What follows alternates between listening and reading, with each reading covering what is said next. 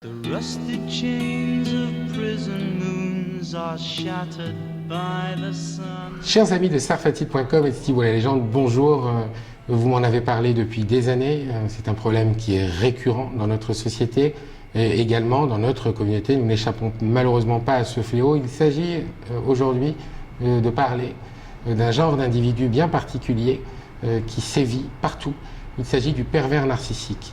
Et pour traiter aujourd'hui de ce sujet très délicat, je reçois Sarah. Sarah qui est venue aujourd'hui jusqu'à moi pour vous raconter son calvaire, un calvaire qu'elle a subi durant des années. Elle a souhaité bien évidemment témoigner de façon anonyme, mais elle est là, c'est déjà très très bien.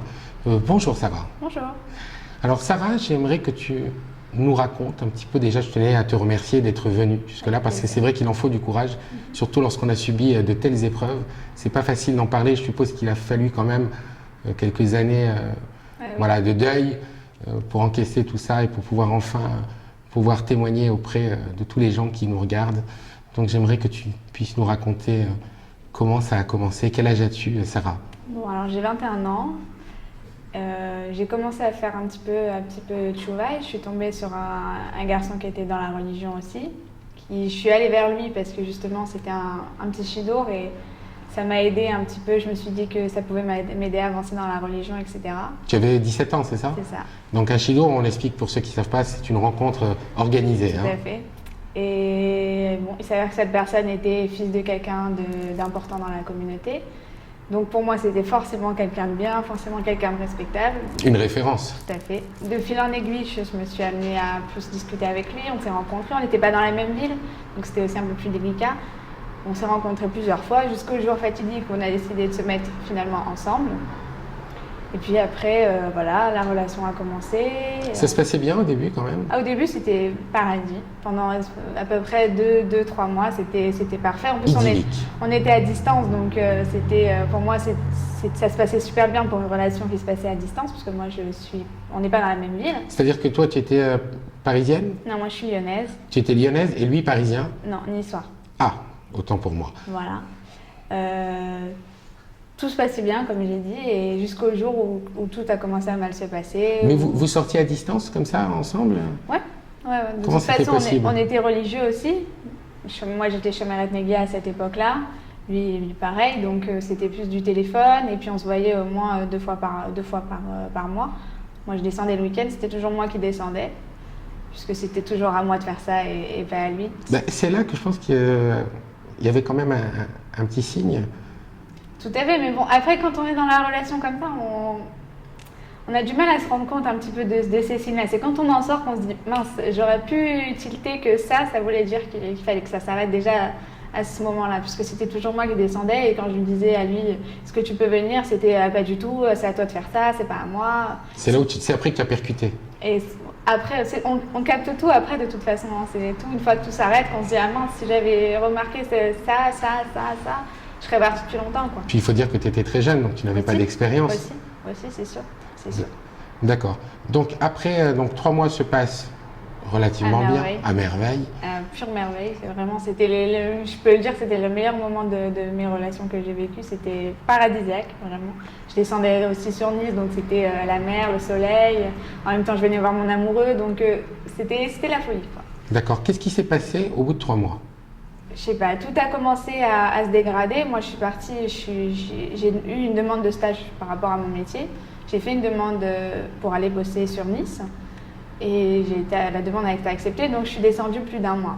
Et comme on n'avait jamais été autant de temps proches, quoi, je suis descendue donc ce mois-ci, je suis allée chez la famille à moi et après j'ai atterri au final chez lui.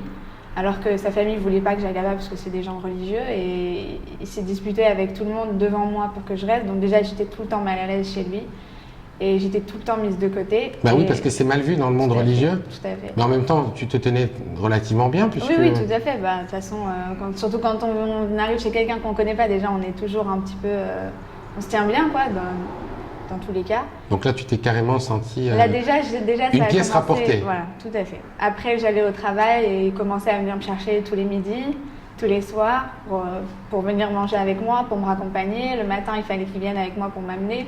Donc j'étais jamais seule, même au travail, des fois il était assis sur le banc d'en face à regarder s'il n'y avait pas quelqu'un qui rentrait que je connaissais pas et qui connaissait pas. Donc ça commençait avec des Petites apparitions des comme petites ça apparitions au travail. et des signes un petit peu de jalousie. Voilà. Et de possessivité même.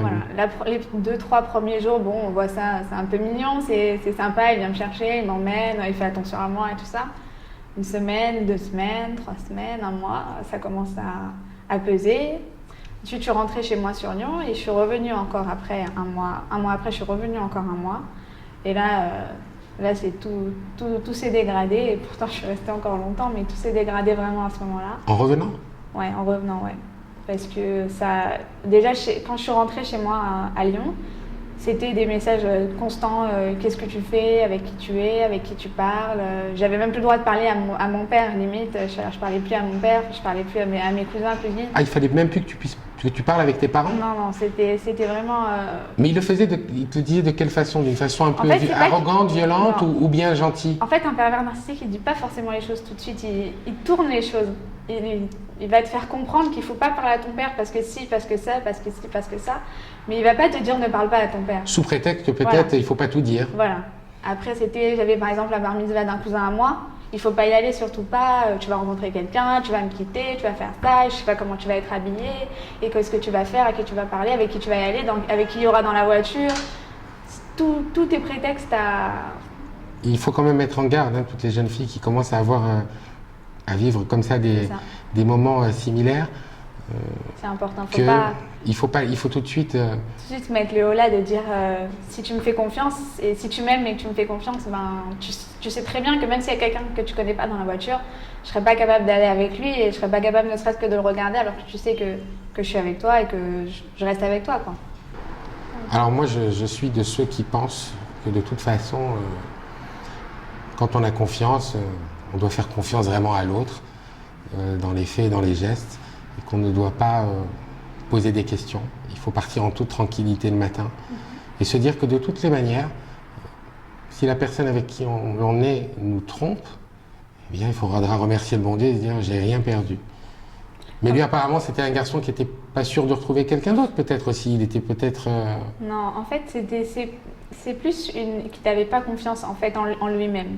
Et comme il n'a pas confiance en lui, il a besoin que nous, on ait une telle estime de lui qu'on voit que lui en fait.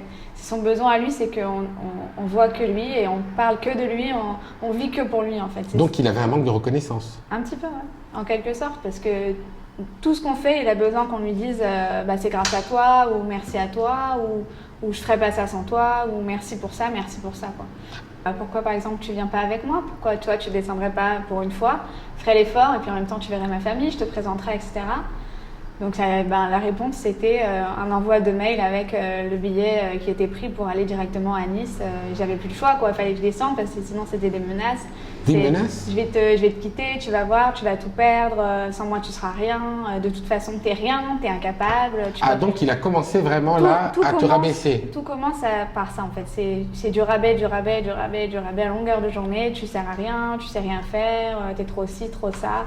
Tout commence comme ça et après tu finis par te persuader, en fait tu te dis bon en fait si lui l'homme que j'aime il me dit que je sers à rien, que je suis incapable, que je suis trop ci trop ça, tu te dis bon en fait toi aussi tu perds ton assurance. Voilà c'est ça, tu te dis alors il a peut-être raison et après tu réfléchis, tu finis par t'en persuader et c'est le début de la descente, quoi. Ce qui est très marrant c'est que tu sais que moi je reçois quand même beaucoup de messages, je le dis à chaque séquence mais c'est vrai, c'est réel depuis quelques années, je reçois énormément de messages de personnes, de femmes aussi, d'hommes aussi, mais de femmes qui ont affaire, qui vivent avec des pervers narcissiques, qui n'arrivent pas à s'en défaire. Et elles me disent toutes elles me racontent, Stivo, chaque fois je me fais rabaisser, ou je me faisais rabaisser. Donc ça c'est vraiment typique du pervers narcissique. Ouais, c'est le plus dur à vivre dans tout ça, quoi. Par exemple, je vais dire une anecdote. Par exemple, on est parti dans un restaurant avec tous ses copains à lui, sans fille bien sûr, il n'y avait que moi. Et il va tirer des sous et puis il prend de l'argent que pour lui. Et moi, j'avais pas de travail, j'avais rien, j'étais que stagiaire, j'étais pas rémunérée. Il tire des sous que pour lui, il arrive au restaurant, il commande lui et tous ses copains. Et puis moi, je reste au coin de la table et Et on me demande pas ce que je veux manger, on me demande pas ce que je veux boire, et puis tout le monde commande. Et moi, à la fin, en sortant du restaurant, je dis j'avais faim quand même. Il me dit fallait le dire, fallait te commander. Non, mais enfin, c'est aberrant, c'est-à-dire que Tout est comme ça, c'est-à-dire tu veux manger quelque chose, même chez lui quand ses parents me passaient le plat ou ses sœurs, peu importe, me passaient le plat, c'était on prenait le plat et mange pas, t'es trop grosse quoi. mais J'avais c'est rien une dans mon horreur. assiette et il fallait que je mange après sans qu'on me voie manger comme une goinfre, comme il me disait, alors que bon, je suis pas de nature. Alors que je te vois, tu as très vraiment la affamée, ligne là. voilà, je suis pas le genre à manger une tonne, etc. Donc c'était vraiment dégradant et après tu finis par plus manger. Tout est un engrenage en fait. Mais ça s'est passé très rapidement. Ouais, ouais. Ça arrive tout de suite, tout vient d'un coup. Quand il commence à se persuader que tout va mal et que je vais peut-être finir par le quitter, etc. Donc du coup, tout arrive et il te dit, et tout commence à dégringoler quoi. Tu n'as pas mangé, mais en Très plus bien. de ça, tu n'as pas été calculé, donc tu es venu comme une potiche. Voilà, c'est ça. Tu Donc- restes là et tu me sers, sois belle et tais-toi quoi. C'est comme un chien qu'on met en laisse. Un peu. Et même un chien, on s'en occupe mieux puisqu'on lui donne à manger. C'est ça. Tout le temps comme ça, en fait, il veut nous façonner de la façon dont lui il veut et on ne peut plus être comme on est d'habitude parce que pour lui c'est pas possible, on n'est pas bien comme ça, il nous aime pas comme ça. Et tu avais commencé à te transformer physiquement, c'est-à-dire Ouais, que tout tu à avais fait. maigri ou... Tout à fait, j'ai fait de l'anorexie même pendant Ah, tu es tombée dans l'anorexie. Ouais. Je m'en suis à peine sortie il y a 1 an quand je me suis mariée. Oui, parce que je voudrais dire, on doit dire quand même que tu t'es remariée grâce à Voilà. Dieu, que tu as retrouvé quelqu'un Oh, prochainement. de gentil, puisque aujourd'hui nous tournons en Israël et que tu te trouves à mes côtés ici. C'est ça. Et donc tu es soulagée. Voilà, tu es remariée avec quelqu'un de bien. Donc le dénouement est heureux, mais revenons juste un petit moment sur cette histoire. Alors donc cette dégradation, elle a eu lieu subitement et c'était de pire en pire. Tout à fait. Alors comment réagissait sa famille suite à ça? Elle le soutenait complètement ou elle n'y voyait que du feu? Elle était plutôt naturelle et elle ne s'apercevait pas qu'ils avaient un fils pervers narcissique? Non, alors personne s'en apercevait. Après, il avait aussi des petites sœurs qui étaient très protectrices par rapport à lui et qui, quand je leur parlais, je leur disais mais essayez de voir comment il est, ouvrez vos yeux, regardez, essayez de me défendre. Parce que plusieurs fois chez lui, on s'est disputé dans la chambre avec des cris, etc. Je disais mais essayez de me défendre, faites quelque chose. J'arriverais pas toute seule à le contrer, à lui dire qu'il a tort. Donc personne ne m'aidait, etc. Jusqu'à un jour où j'ai eu un accident. Je suis allée au travail, je m'étais disputée avec lui, donc ce matin-là, j'étais partie toute seule. J'ai pris le bus, bon le bus a freiné, etc. Je suis tombée par terre, je me suis cognée la tête, bref. Je suis rentrée en ambulance à l'hôpital et il s'avère que ce garçon avait eu déjà un grave accident. Lui s'était fait ramasser par une voiture. Et donc pour lui, il n'y avait personne qui a eu plus mal que lui sur Terre. Il n'y a personne qui a souffert plus que lui n'a souffert lors de cet accident. Donc pour lui, je ne devais pas avoir mal et je ne devais pas me plaindre. Donc Mais- il a minimisé même un accident. Voilà, donc pour lui, je devais, mais j'avais rien quoi. Alors que je m'étais cassé l'épaule, j'avais un bleu, j'étais tout éraflé. T'as été hospitalisé? Ouais, pour Et lui. il s'est comporté comme une crapule à l'hôpital. Bah, on arrive à l'hôpital déjà et j'étais toute seule puisque bon, mes parents étaient pas là, j'étais toute seule et je l'ai appelé, il est venu. Donc déjà il me parlait pas. Il est arrivé, il me regardait pas, il me parlait pas. Donc déjà j'étais en larmes, j'avais mal, j'étais pas chez moi, j'avais pas mes parents, j'avais rien quoi. Donc puis j'étais beaucoup plus jeune, donc j'avais pas forcément l'assurance que j'ai aujourd'hui. Je pense que tu as dû beaucoup pleurer même. Voilà, et je lui ai dit, mais j'ai mal, vraiment, je souffre, il faut que je voie un docteur. J'étais dans le couloir, j'attendais, mais j'avais vraiment mal, il fallait que je fasse une radio. Et il bougeait pas jusqu'au moment où je me suis énervée. Je lui ai dit, tu peux quand même bouger, tu peux faire ça pour moi. Il s'est levé et il a fait un scandale devant tout le monde. J'ai eu tellement honte que je suis restée assise, j'ai attendu mon tour comme une bécasse, alors que j'aurais dû me lever et aller dire que j'avais vraiment mal pour passer devant. Et après, il n'est pas resté avec moi, il est parti. Et le jour où je suis rentrée, il n'est pas revenu pendant la journée où je suis restée à l'hôpital. Et le jour où je suis rentrée, j'étais dans le bus, au fond du bus, et il était à l'avant du bus complètement. Il ne me regardait pas, il ne me parlait pas. Pourquoi? Parce que je devais pas avoir mal, je devais pas me plaindre. C'était pas normal que je dise que j'ai mal. C'était pas normal que j'ai une attelle à l'épaule parce que si j'avais vraiment mal, il m'aurait pas mis ça, il m'aurait gardé encore plus. Il avait honte de toi, quelque part? Non, je pense pas. Parce Non, que je pense pas. s'il te mettait à l'écart comme ça, c'est que peut-être Non, aussi... c'est pas qu'il avait honte, c'est qu'il voulait essayer de me faire comprendre que ma réaction, elle était entre guillemets idiote pour lui parce que je devais pas avoir mal, comme j'ai dit. Puisque lui, il avait souffert beaucoup plus que moi, donc moi, j'avais pas assez souffert et j'avais pas le droit d'avoir mal en gros. J'avais pas le droit de dire que je souffrais, qu'il était possible que je ressente quelque chose, alors que lui a ressenti encore une fois beaucoup plus. D'accord, ensuite vous êtes rentré chez lui? Ensuite, on est rentré chez lui, il y avait que sa petite sœur. Donc moi, je me suis couchée directement parce que j'étais complètement fatiguée. Et puis j'entendais qu'il disait à sa sœur, t'as vu, elle est comme ci, elle est comme ça, elle fait rien, elle s'en fout, elle est venue, elle reste dans le lit, elle va dormir direct, elle pourrait rester avec moi, etc. Alors que j'étais vraiment, quand je vous dis, au fond du gouffre, j'étais vraiment pas bien, triste, en plus triste de la situation qui venait de se passer avec lui. Mais tes parents n'étaient pas au courant de cet accident finalement? Tu n'as pas pu passer des coups de fil? Je pouvais passer des coups de fil, mais en fait j'étais tellement mal. Et quand on est dans cet engrenage, on se dit on finit par se persuader aussi qu'on n'a pas le droit d'avoir mal en fait. Ou qu'on doit souffrir toute seule sans rien dire à personne parce que on ne peut pas se confier là-dessus parce qu'on sait qu'en vrai ça commence tellement à se dégrader que les gens vont nous dire mais t'es folle, mais pourquoi tu pars pas, mais pourquoi tu ne quittes pas. Mais en fait on finit par aimer ces personnes et comme on aime son bourreau en général. Hein. C'est ça, et comme après on rentre dans une routine un petit peu de tristesse, on se conforte là-dedans et puis on finit par croire qu'on est bien que dans ce système-là, que dans le système où on pleure, que quand on est vraiment mal, quoi. On finit par penser que c'est comme ça qu'on est bien au final. Et finalement, on est manipulé. Alors qu'on est manipulé et qu'on n'est pas bien. Mais comme on est tout le temps pas bien, donc on se dit, non, en fait, si tout le temps t'es comme ça, donc en fait, ça veut dire que t'es bien, parce que tu peux pas être tout le temps être pas bien. Mais enfin, de là quand même à ne pas prévenir ses parents qu'on a eu un accident.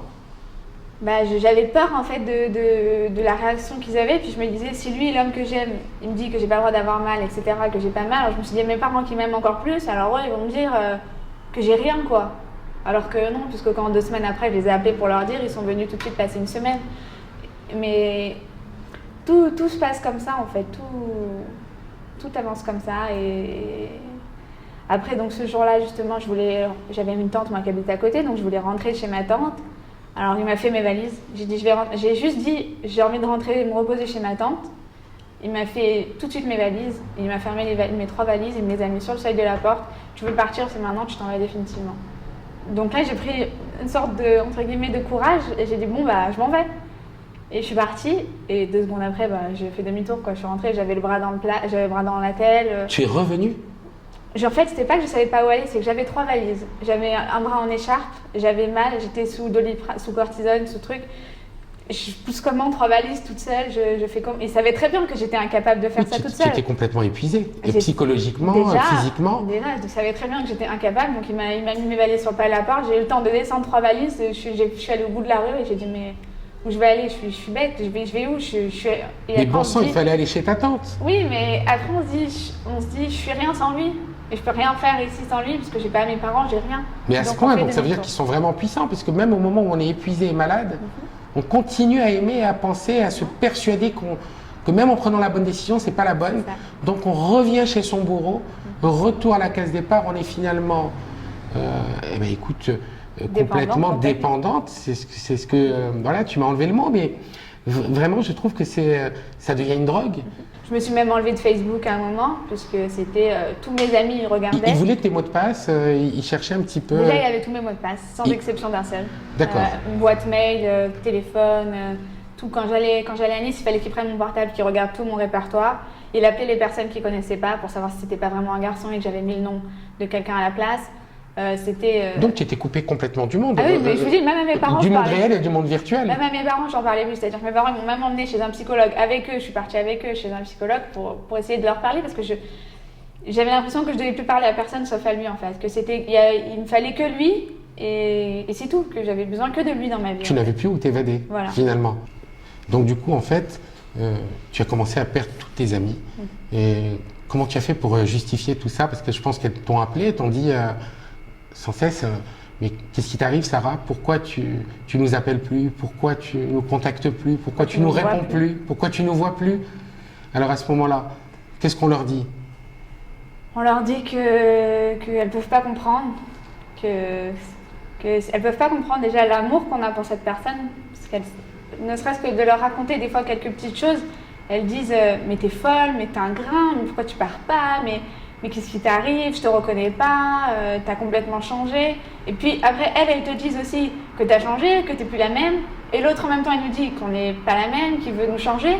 Donc on se dit, attends, mes copines, elles me disent, t'es pas la même, t'as changé. Et l'autre, il te dit, il faut que tu changes. Qu'est-ce qu'on fait quoi? On redevient la même, on change, on a le changement qu'on a eu maintenant, c'est le bon, c'est pas le bon. Donc finalement, qu'est-ce qui t'a sauvé de tout cela? J'ai perdu un membre de ma famille, j'ai perdu mon grand-père. Et ce jour-là, je l'ai appelé, c'était le jour de mon anniversaire, le jour de mes 18 ans. Je l'ai appelé et je lui ai dit, il est décédé, machin.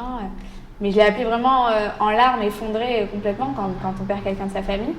Et là, il m'a dit, au téléphone, de toute façon, je ne comprends pas pourquoi tu pleures, je ne le connaissais pas. Si c'est pas de ta faute, c'est pas de ta faute qu'il soit mort, donc il n'y a pas de raison que tu pleures. Arrête de t'apitoyer sur ton sort, il y a pire que toi, il y a des gens qui perdent leur père et leur mère, toi t'as perdu que ton grand-père. Toujours comme ça, et ce jour-là, j'étais toute seule et je regardais toute ma famille pleurer et je me suis dit, mince, je voyais mes cousines où il y avait leurs copains qui étaient là et qui les soutenaient, etc. Et je me suis assise sur la chaise au fond du salon et je regardais tout ça, je regardais... mon grand-père il était donc dans la maison parce qu'il est décédé chez lui. Oui, le corps était là. Voilà, et je regardais tout le monde s'apitoyer comme ça et j'ai dit pourquoi moi j'arrive pas à penser à lui qui vient de décéder et à faire mon deuil et je pense à l'autre qui est foutu là-bas et qui est en train de me faire les millions de reproches. Pourquoi je pense à ça?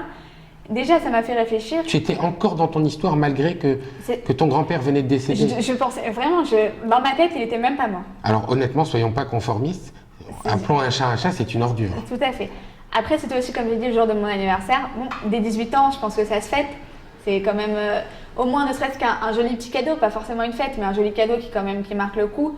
J'ai eu une carte Fnac en cadeau pour mes 18 ans, sans sous dedans, sans rien. C'est juste une carte d'abonnement, d'abonné Fnac.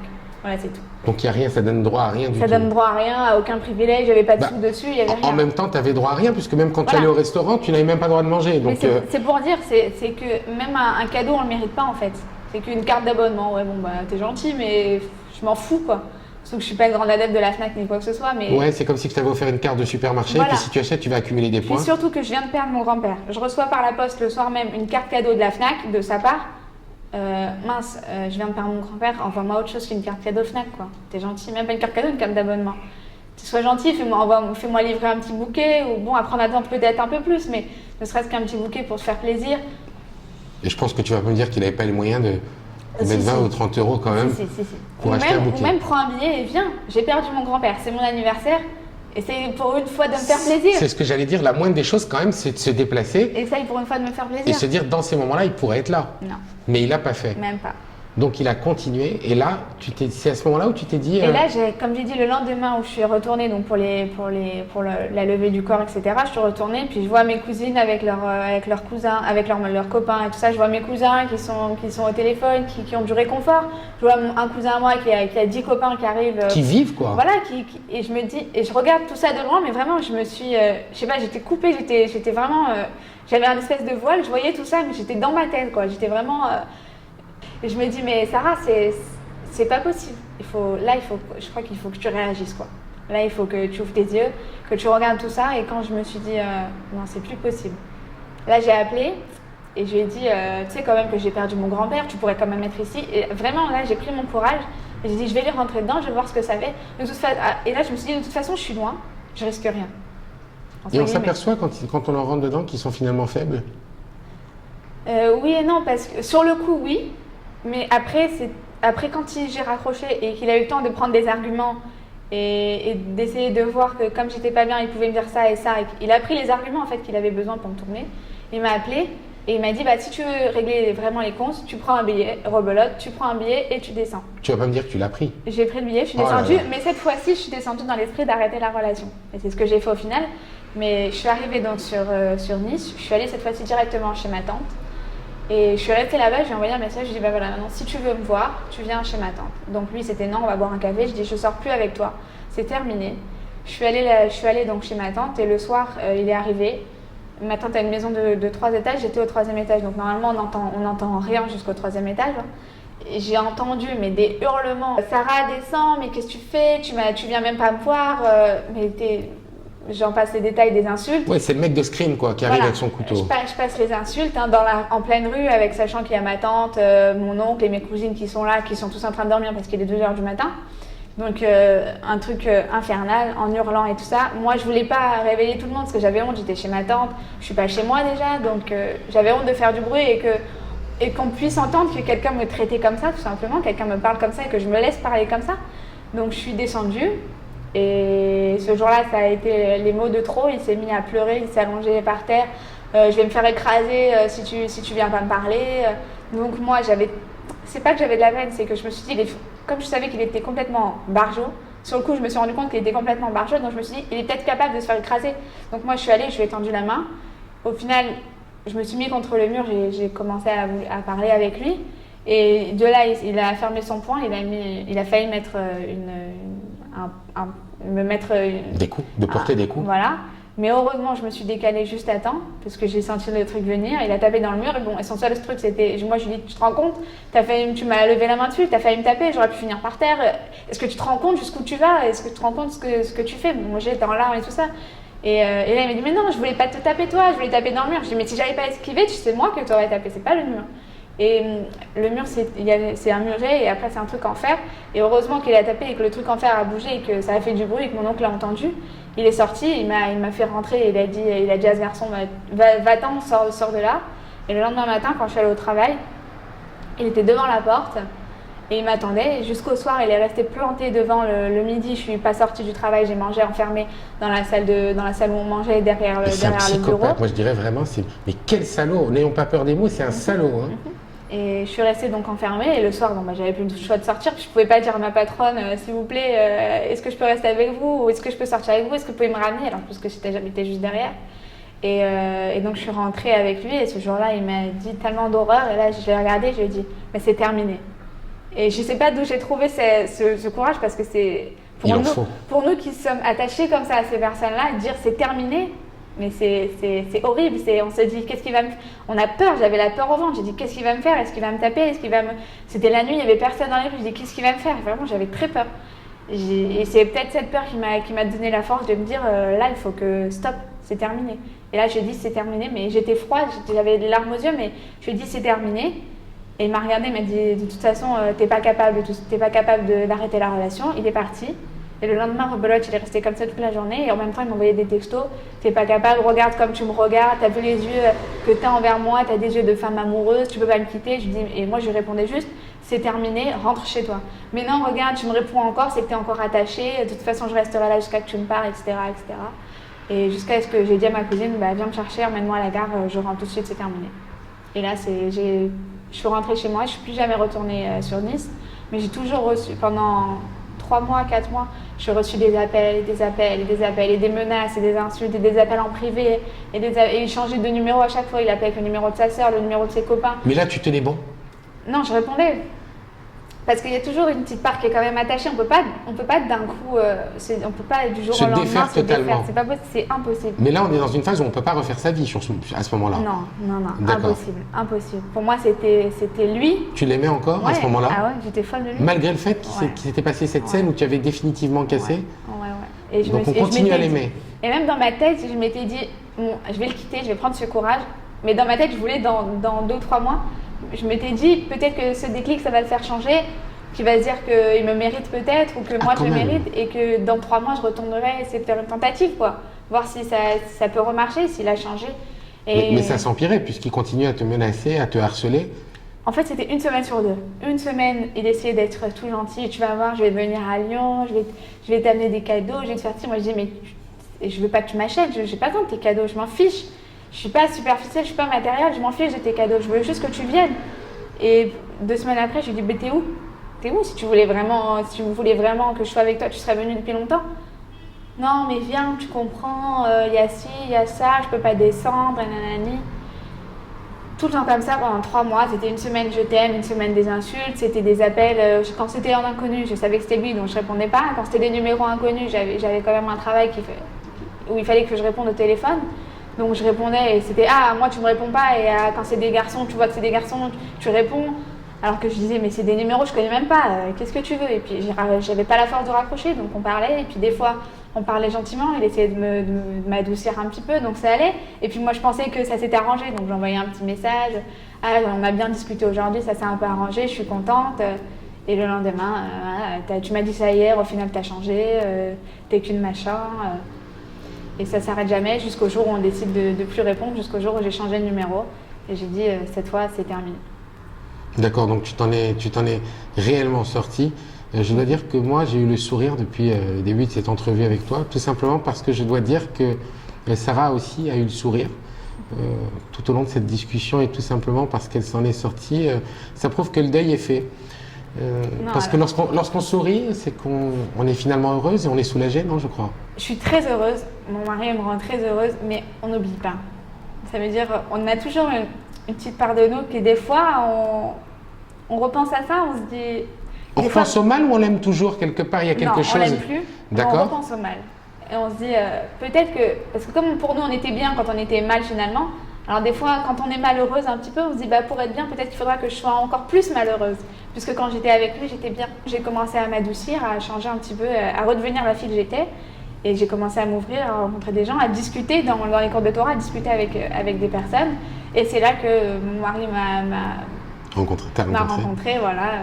Alors justement, est-ce qu'on leur fait payer l'addition Alors, au début, j'étais sèche avec lui parce que j'avais du mal à ce que quelqu'un me dise des choses gentilles, en fait. Me dise t'es belle, ou oh, tu veux que je vienne, ne serait-ce que tu veux que je vienne te chercher pour aller boire un verre. Déjà ça, pour moi, ce jour-là, quand il m'a dit ça, je l'ai regardé avec des yeux, je lui ai dit mais t'es sûre, ça te dérange pas? Il m'a dit bah c'est normal. Et moi, j'arrêtais pas de dire à chaque chose qu'il faisait pour moi, j'arrêtais pas de dire mais non, c'est pas normal. Quand il m'emmenait boire un verre et que c'est lui qui payait, je disais merci, merci, mais que comme s'il m'avait donné la terre. Et lui me disait mais c'est normal, c'est moi qui te propose de venir boire un verre, donc c'est normal que je te paye. Et moi je disais mais non, c'est pas normal, je te rends pas compte, c'est super ce que tu fais, pas tout le monde est comme toi, etc. Pour moi tout ce qu'il faisait était magique. Qu'est-ce qu'il a dû faire pour que tu te sentes sécurisée, entre parenthèses? Le pauvre, il a ramé, il a eu beaucoup de mots gentils, il m'a vraiment aidé, il m'a redonné confiance en moi. Il m'a aidé à aller mieux. J'allais au restaurant avec lui, je mangeais absolument rien. Je buvais un coca et je prenais des frites. Hein. Je prenais pas une pizza à la pizzeria ou un steak dans un restaurant de viande, etc. Je prenais des frites et à chaque fois il partageait son plat avec moi. Il essayait de me couper, tiens, essaye de goûter. Il a tout fait. Il en a beaucoup payé les pots cassés de cette relation, mais il a tout fait pour que tout aille mieux. Et Dieu merci que je l'ai rencontré. Mais il faut avoir le courage de dire c'est fini et de s'ouvrir et de se dire bah, on a le droit au bonheur en fait. Il y a une vie donc après le malheur. Ouais. Alors qu'est-ce que tu pourrais dire? Comment se défaire de ces personnes et qu'est-ce qu'il ne faut pas faire? Donner un conseil c'est difficile parce que même quand moi j'étais dans ce cas-là, quand j'ai rencontré des personnes qui avaient vécu ça, je leur disais mais oui mais moi je l'aime. Et elle me disait mais moi aussi je l'aimais. Et moi je me disais bah non parce que si tu l'as quitté c'est que tu l'aimais pas et que tu n'étais pas prête à faire les efforts. Mais en fait on a beau se persuader qu'on pourra faire des efforts, que lui pourra faire des efforts, mais il n'en fera jamais, parce qu'il est rentré dans un engrenage et on a tellement laissé faire qu'il faut se dire qu'on n'y arrivera pas et qu'on est mieux, on sera mieux de toute façon sans lui. Même je sais qu'il y a des femmes qui sont dans ce cas-là, qui ont des enfants, et il faut se dire, C'est terrible parce ils sont le père de leurs enfants. Déjà, et se dire, et se mettre un peu en retrait, regarder une scène ou une soirée et se dire, est-ce que mon enfant il va grandir correctement en regardant mon mari parler comme ça? Est-ce que ils vont voir quoi? L'image d'un père qui met plus bas que terre sa maman et qu'est-ce qu'ils vont faire plus grand? Mais c'est beaucoup plus dur parce qu'en plus, le père est amené à voir ses enfants, donc on ne se détache jamais réellement de cet homme-là. Mais c'est pour ça que je dis toujours, si vous n'êtes pas encore marié, quittez ces personnes, ayez le courage de faire comme Sarah. Il faut du courage, je connais une dame aussi qui Mais rassurez-les quand même, dis-leur, après avoir dit à la personne « je ne veux plus », on se sent quand même, voilà, on a quand même franchi c'est sûr, alors, une étape qui était infranchissable auparavant. Voilà, donc, encore une fois, il faut prendre ce courage et leur dire, avoir la force de dire cette phrase, juste la phrase s'est terminée et cette phrase dans leur tête, elle va résonner en 10 000, ils vont monter peut-être en puissance et s'exciter et tout ce qui va avec au summum de ce qu'on a connu.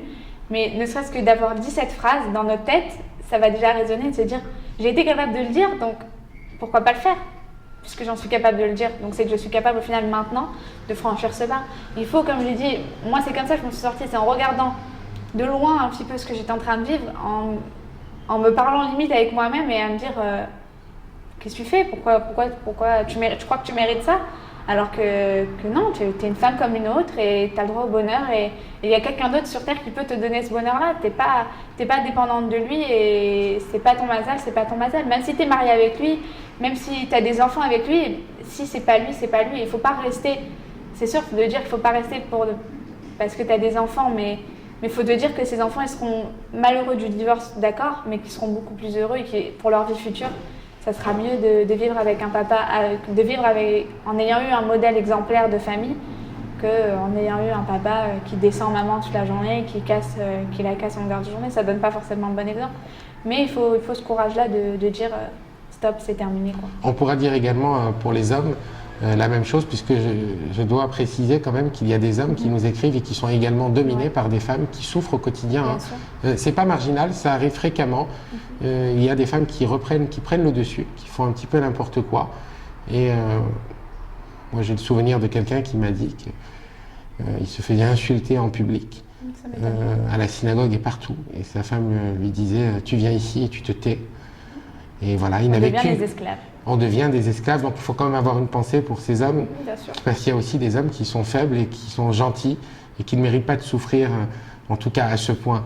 Sarah, je tenais vraiment à te remercier d'être venue témoigner, c'était pas facile. Alors simplement pour une raison de confidentialité, tu n'as pas souhaité montrer ton visage. Les protagonistes se reconnaîtront. J'espère que cette personne aura bien compris que ce n'était pas la solution et que finalement la vie finira par lui apprendre à ses dépens qu'il n'a pas intérêt à recommencer. Au final, si je peux me permettre, il s'est marié avec quelqu'un qui a le même métier que moi et qui me ressemble comme deux gouttes d'eau. Voilà. Donc finalement... Donc on s'en sort jamais et c'est vraiment pour dire que ces personnes-là, on a beau espérer qu'elles changent, elles ne changeront pas.